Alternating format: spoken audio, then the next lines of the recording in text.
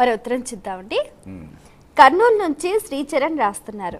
కార్తీక మాసం 2వ రోజున భగిని హస్త భోజనం ప్రత్యేకత ఏమిటి తెలియచేయగలరు అంటూ రాస్తున్నారు. విద్యా తిథి నాడు తప్పనిసరిగా సోదరుడు సోదరి ఇంటికి వెళ్ళి చక్కగా ఆదరణతో పలకరించి ఆమెకు అనేక కానుకలు ప్రసాదించి చక్కగా ఆమె పెట్టినటువంటి షడ్రశోభితమైనటువంటి విందును ఆరగించి ఆశీర్వదిస్తాడు.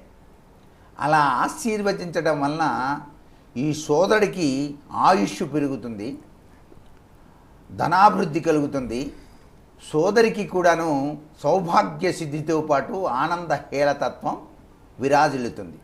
అంటే కుటుంబ వ్యవస్థ పటిష్టం కావడానికి సాంప్రదాయబద్ధమైనటువంటి ఆ యొక్క అనుబంధం అనురాగ తత్వాలకి నిదర్శనంగా సోదరీ ప్రేమల యొక్క తత్వాన్ని సాక్షాత్తు యముడే ఆయన తన సోదరి ఇంటికి వెళ్ళి తన సోదరి ఇంటి యమునకు వెళ్ళాడు. యమున దగ్గరికి అక్కడ ఆమె భోజనం పెట్టింది. అమ్మా చాలా బాగా పెట్టావు భోజనం, నీకేం వరం కావాలో కోరుకో అన్నాడు. అన్నయ్య, నా పేరు మీద ప్రతి సంవత్సరం ఒక్కరోజైనా సరే చక్కటి యోగవంతమైనటువంటి ప్రభావం వచ్చేటట్టుగా ఆశీర్వదించవలసింది అన్నప్పుడు, సరే కార్తీక మాసంలో భగినీ హస్త భోజనం అనే పేరుతో నిన్ను ఆ రోజు అందరూ తలుచుకుంటారు. సోదరుడు సోదరి ఇంటికి వెళ్ళి భోజనం చేస్తాడు, వాళ్ళకి ఆయుష్ ఆరోగ్యాన్ని ప్రసాదిస్తాను అని చెప్పేసి ఆ యమదేవుడు చక్కగా ఆశీర్వదించాడు తన సోదరిని. అందుచేత యమబాధ పడకుండా ఉండటానికి, ఆరోగ్యప్రదమైనటువంటి జీవితాన్ని మనం సాగించడానికి సోదరి ఇంటికి సోదరుడు తప్పనిసరిగా వెళ్ళి తీరాలి, అక్కడ భోజనం చెయ్యాలి, ఆమెకు తగినటువంటి బహుమానాలు ఇచ్చి తీరాలి తన తాహతకు తగ్గట్టుగా.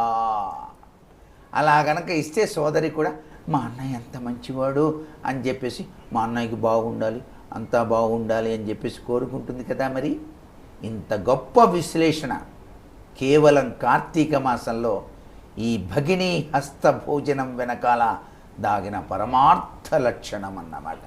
మరి ఉత్తరం చూద్దామండి. హైదరాబాద్ నుంచి సౌభాగ్య రాస్తున్నారు. మనోభీష్టాలు నెరవేరేందుకు కార్తీకంలో ప్రత్యేకంగా పాటించాల్సిన నియమాలు ఏమిటి తెలియచేయగలరు అంటూ రాస్తున్నారు. మనోభీష్ట సిద్ధికి తప్పనిసరిగా పాటించవలసిన నియమాల్లో ప్రతినిత్యం చన్నీటి స్నానం చేయటం, ఉషోదయ పూర్వమే, సూర్యుడు ఉదయించక పూర్వమే చన్నీటి స్నానమే చేయాలి. వేడి నీటి స్నానం చేయకూడదు. కార్తీక మాసంలో పరాన్న భక్షణ చేయకూడదు, తద్దినం భోజనాలకి వెళ్ళకూడదు. నిత్యం కూడాను శివనామస్మరణ హరినామస్మరణ చేయాలి. దీపారాధన అనేటువంటిది తప్పనిసరిగా విష్ణాలయంలో కానీ శివాలయంలో కానీ గాలి గోపురం వద్ద కానీ లేక ధ్వజస్తంభం వద్ద కానీ తప్పనిసరిగా ఆచరించాలి. అంతేకాకుండా స్నానం అనంతరం విభూతి ధారణ చేసి చక్కగా పరమేశ్వర ధ్యానం చేసి తనకు తోచిన చందంగా బ్రాహ్మణోత్తములకు దానం చేయాలి. ఆ దానం చేసిన తర్వాత చక్కగా ఉపవాసం ఉండాలి. కనీసం కార్తీక సోమవారాలైనా సరే ఉపవాసం ఉండాలి.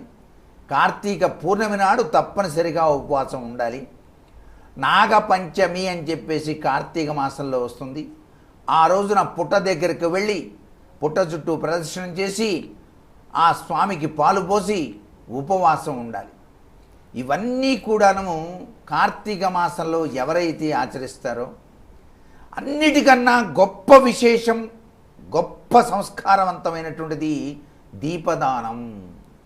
బ్రాహ్మణోత్తముడికి కనుక వెండి ప్రమిదలో బంగారపు ఒత్తి వేసి ఆవు నెయ్యి వేసి చక్కగా బియ్యం పైన దీపాన్ని ఉంచి దీపదానాన్ని గనక చేసినట్లయితే అభీష్ట సిద్ధిరస్తో, తప్పనిసరిగా అభీష్టములన్నీ కూడా నెరవేరుతాయి సుమా అని చెప్పేసి మనకు శాస్త్రంలో చెప్పారు.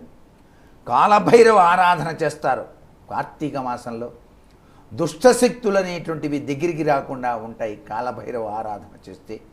అలాగే గోసేవ, గోపూజ, గోవృషభ వివాహం, తర్వాత నక్తాలు ఉండటం. ఇవాళ భోజనం చేసేస్తే మళ్ళీ భోజనం మానేసి ఆ మరుసటి రోజు చేయటం, లేక ఉదయం నుంచి సాయంత్రం దాకా ఉపవాసం ఉండి నక్షత్ర దర్శనం చేసుకొని భోజనం చేయటం.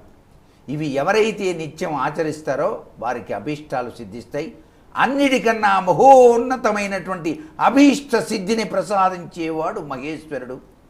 ఆ మహేశ్వరుని యొక్క అనుగ్రహం కోసం ఎవరైనా సరే సహస్రలింగార్చన చేస్తుంటే కనులతో చూస్తేనే చాలు మీ అభీష్టములన్నీ కూడా నెరవేరుతాయి.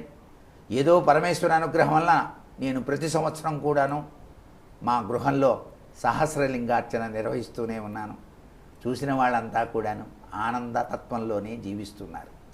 ఏది ఏమైనప్పటికీ సర్వేశ్వరుని యొక్క ఇచ్ఛ ఎంతైతే ఉంటుందో, ఏ ఇంటిలో పరమేశ్వర ధ్యానం నిత్యాభిషేకం జరుగుతాయో వారికి అనుక్షణం పరమేశ్వరుడు కంటికి రెప్పలా కాపాడి రక్షిస్తాడు అని చెప్పడంలో ఏమాత్రం సందేహం లేదు. ఈ హరిహరాత్మకమైనటువంటి కార్తీక మాసంలో ప్రతినిత్యం త్రికరణ శుద్ధితో మానవుడు శివార్చన, విష్ణుమూర్తిని ఆరాధన చేయటం, తనకు తోచిన చందంగా దాన ధర్మాలు ఆచరించడం గనక చేసినట్లయితే అభీష్టములన్నీ అవంతటా అవే సిద్ధిస్తాయి కదా. మరి చాలా సంతోషం అండి, మీ సమయాన్ని కేటాయించి కార్తీక మాస విశిష్టాన్ని చాలా చక్కగా వివరించినందుకు ధన్యవాదాలు. ఇది ఈనాటి ధర్మ సందేహాలు ప్రత్యేక కార్యక్రమం. కార్తీక మాస వైశిష్ట్యాన్ని మీరంతా తెలుసుకున్నారు కదా. మీరు కూడా ఆ విధంగా ఆచరించి మీ జీవితాన్ని ధన్యం చేసుకోండి. అలాగే మీకు కూడా ఏవైనా ఆధ్యాత్మిక ధర్మ సందేహాలు కలిగితే మా ఈ కార్యక్రమానికి మీ సందేహాల్ని క్లుప్తంగా, సూటిగా, స్పష్టంగా పోస్ట్ కార్డ్పై లేదా ఈమెయిల్స్ రాసి పంపించండి. మా చిరునామా